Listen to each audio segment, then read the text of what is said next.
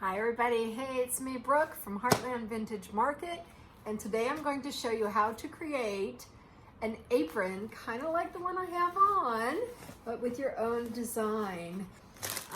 It looked like this when I started. So I dyed this one red, obviously, and I applied a bunch of transfer pieces, different pieces from different transfers. Here's the piece I'm working with, and I want it to be similar to what I did here, where it's kind of cut out. I'm going to cut a little bit off the back, off of this transfer. So here's what I'm going to do now. I'm going to peel off the paper backing. So the white paper backing you throw away. This part is the part with the transfer image, and you want to be very careful not to let the transfer image like fold up onto itself, wrap around and stick to itself. So just kind of carefully peel that off, toss the white paper and deal with that later. And without touching the image part, just handling it by the plastic. Get your surface ready. Decide where you want it.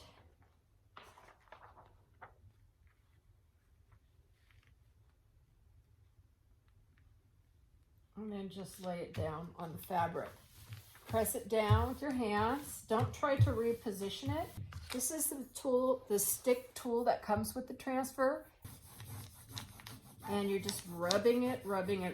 Being careful not to jar the paper back.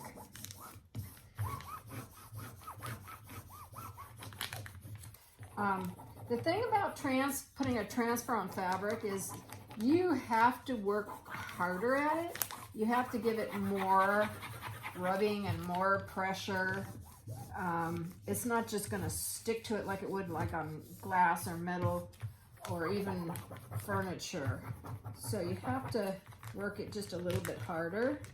So now that I've gone over it with this stick pretty well, I'm actually going to go over it with a flathead screwdriver, okay? Because this is going to really make sure that transfer gets pushed onto that fabric.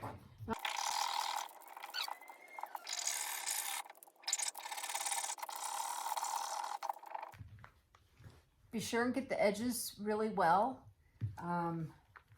That's the part that's going to be most likely to want to lift on you when you go to peel the plastic off.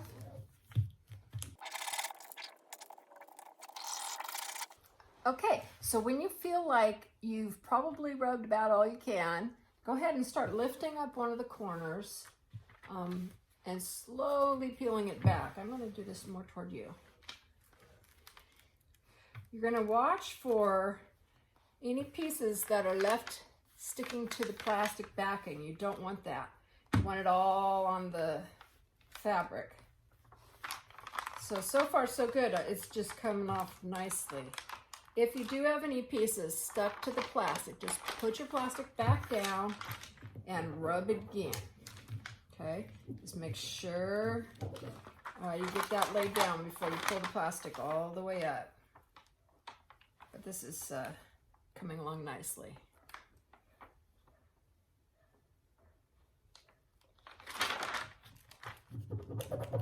That edge was a teeny bit loose, so I'm just securing it down there. There we go, just came right off. Now at this point, I'm just gonna kind of work the edges around with my fingers since it came right up to the edge. Just kind of tap that down, push it in a little bit. Push it down with my hands.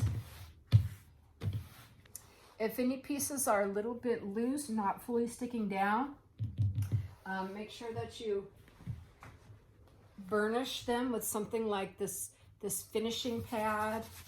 Just make sure that the whole thing is really on there well. I do it anyway, even if I don't see any loose bits. I like to burnish everything.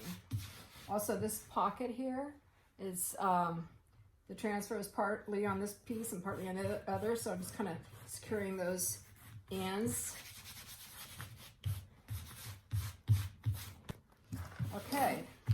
Now to seal the fabric, right? We're going to use Mod Podge for fabric. Now this is specifically for fabric formula. Mod Podge has many formulas. Be sure and choose the one that's for fabric. I'm just going to use one of my redesigned stencil wax brushes and kind of just dip it in there. And then I'm going to just rub it on here in kind of circular motions.